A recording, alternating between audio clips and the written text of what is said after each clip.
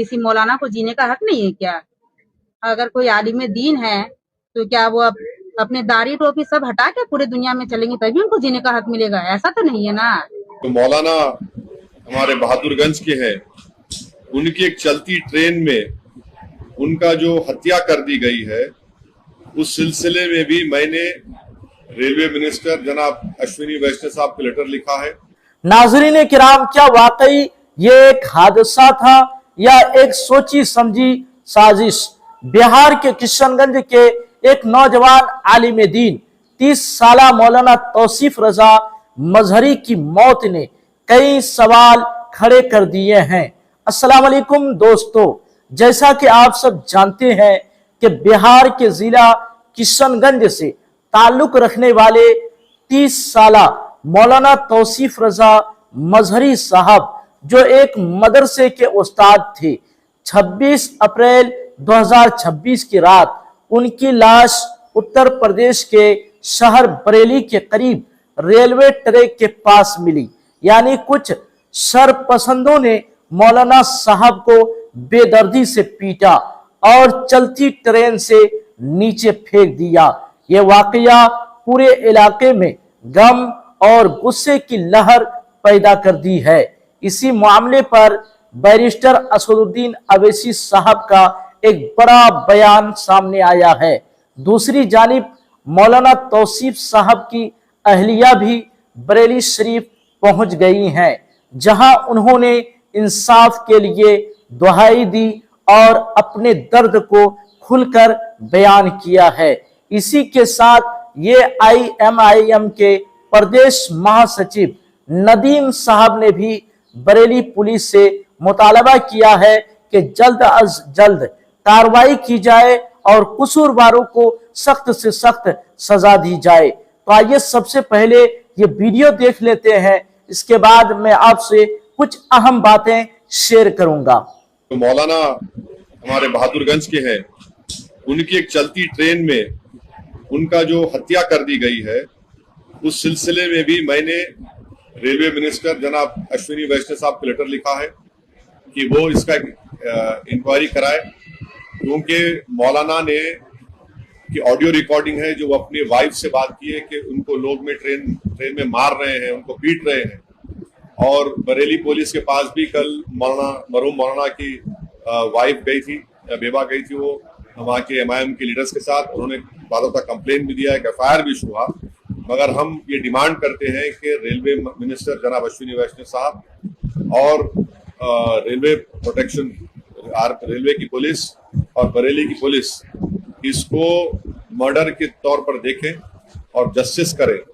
ये एक खुली मिसाल है, ये हेट क्राइम है। मौलाना का मर्डर हुआ है ट्रेन में, ये हेट क्राइम है और इसकी इंडिपेंडेंट इन्वेस्टिगेशन होनी चाहिए। और रेलवे पुलिस और रेलवे अथॉरिटीज के पास पूरा रिकॉर्ड होगा कि उस कंपार्टमेंट में जिसमें मौलाना थे कौन कौन पैसेंजर थे उसमें, और उनको अरेस्ट करना चाहिए, इंक्वायरी होनी चाहिए, सख्त सजा होनी चाहिए और मौलाना की मौत को रायगा नहीं जाना देना चाहिए। वो उन्होंने जो हरकत की है उनको कानून के जरिए सख्त सजा मिलनी चाहिए, तभी जाकर मौलाना को और उनके मौलाना की वाइफ को, उनके परिवार को जस्टिस मिलेगा। किसी मौलाना को जीने का हक नहीं है क्या?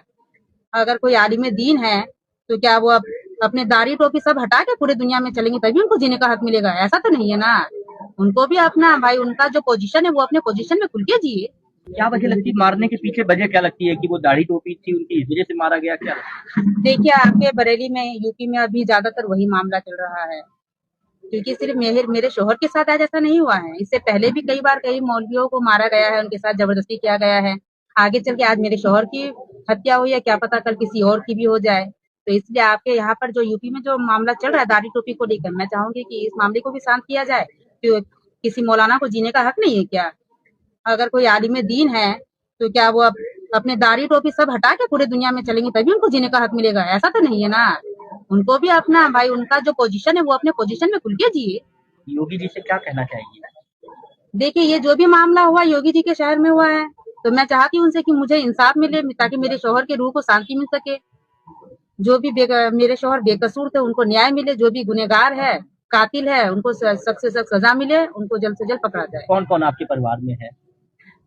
आपके परिवार में? जैसे आपके हस्बैंड की डेथ हो गई, शादी कब हुई थी, कितना समय हो गया आपको? देखिए मेरी शादी तो हुई थी 19 मई 2024 को मेरी शादी हुई थी। अभी शादी को हमारे 2 साल भी पूरे नहीं हुए हैं। 19 मई आएगी तब हमारी शादी को 2 साल पूरे होंगे। कोई बच्चा वगैरह?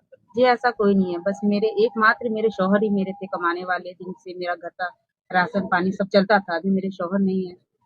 घर में सास ससुर और हाँ मेरे सास ससुर है। देखिए जवान बेटा अगर खो जाए तो मैं अपने सास ससुर का भी गारंटी कैसे ले सकती हूँ, जी। क्योंकि बहुत माँ बाप ऐसे है कि अपने बेटे के सदमे में भी उनकी मृत्यु हो सकती है। अभी मेरे सास ससुर है तो मेरा सहारा है, अगर कल मेरे सास ससुर को कुछ हो जाएगा तो मैं तो बेसहारा हो गई ना। मेरा कोई औलाद भी नहीं है, मेरे शौहर भी नहीं रहे। जी। ठीक है। आखिरी बार फोन पे आपकी क्या बात हुई थी आखिरी बार? आखिरी बार मेरी कॉल से कॉल में वही बात हुई थी। जी, रात को कितनी बार आपने कॉल की होगी पूरी रात में, और क्या बजे बरेली से निकले थे? जी वो बरेली से तो लगभग शायद शाम को 6 बजे या 7 बजे इस दरमियान निकले थे। बाकी उसके बाद ट्रेन में बैठने के बाद मेरी उनसे बात हुई। इंसाफ मिलेगा जो इस तरह हुआ है। देखिए जैसा कि मैंने पहले भी कहा था कि बरेली शरीफ में पिछले दिनों उर्स तायुशरिया था, उसमें मौलाना तौसीफ रजा साहब शिरकत करने आए थे और बखैर उर्स निपटाकर वो वापस अपने घर के लिए निकले थे। लेकिन बरेली जंक्शन से जैसे ही जिस ट्रेन से वो जा रहे थे, रास्ते में उनके साथ कुछ खुराफाती तत्वों ने सिर्फ उनकी दाढ़ी और टोपी देखकर उनके साथ मारपीट की, उनके ऊपर चोरी का इल्जाम लगाया। जैसा कि उनकी बीवी बता रही है, अगर वो उन्हें फोन कॉल नहीं करती, वीडियो कॉल नहीं करती, तो सारे लोग सिर्फ इसे एक हादसा समझकर भुला चुके होते। जैसे ही उनकी बीवी को ये जानकारी मिली कि हमारे पति के साथ मारपीट की गई है और उनको मारकर ट्रेन से फेंका गया है, हमारे एमआईएम के राष्ट्रीय सदर बैरिस्टर असदुद्दीन ओवैसी साहब को हमारे जो बिहार के प्रदेश अध्यक्ष है अख्तरुल ईमान साहब, उन्होंने उनसे कांटेक्ट किया, उनको बताया गया। तो वैसे ही ओवैसी साहब ने तुरंत रेल मंत्री को एक पत्र लिखा।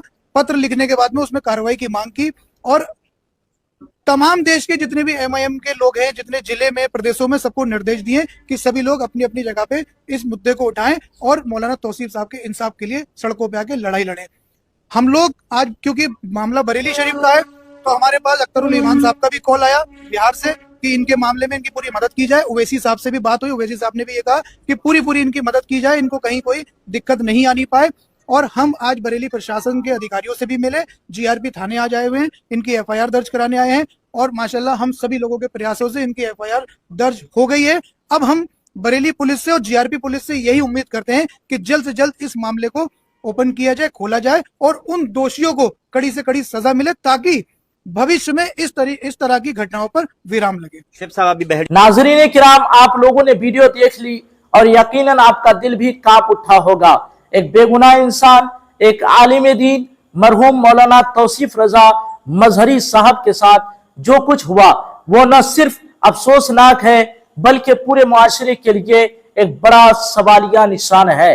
हम ये वाज़ेह तौर पर कहना चाहते हैं कि मरहूम को इंसाफ जरूर मिलना चाहिए और जिन लोगों ने ये जुल्म किया है उन्हें सख्त से सख्त सजा दी जानी चाहिए। लेकिन नाजरीन, ये सिर्फ एक वाकया नहीं है, आजकल पूरे हिंदुस्तान में एक खतरनाक रुझान देखने को मिल रहा है जहां आए दिन उलमाए किराम को निशाना बनाया जा रहा है। कहीं किसी को बेदर्दी से कत्ल कर दिया जाता है तो कहीं किसी को डराया धमकाया जाता है। ये सूरत हाल निहायत तशवीशनाक है और अगर इस पर अभी तवज्जो न दी गई तो यह मसला और भी संगीन हो सकता है।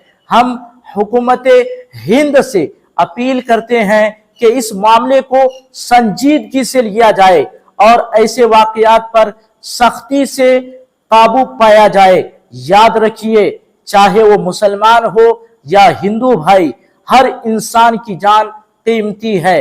इंसाफ सिर्फ एक तबके के लिए नहीं बल्कि हर शहरी के लिए होना चाहिए। हम मुतालबा करते हैं कि एक मजबूत कानून बनाया जाए ताकि कोई भी शख्स किसी भी मजहब से ताल्लुक रखता हो इस तरह के जुल्म का शिकार न बने। आखिर में हम मरहूम के अहले खाना के साथ ताज़ियत का इजहार करते हैं और दुआ करते हैं कि अल्लाह ताला मरहूम को जन्नतुल फिरदौस में आला मकाम अता फरमाए और हमें इंसाफ की आवाज बुलंद करने की तौफीक दे।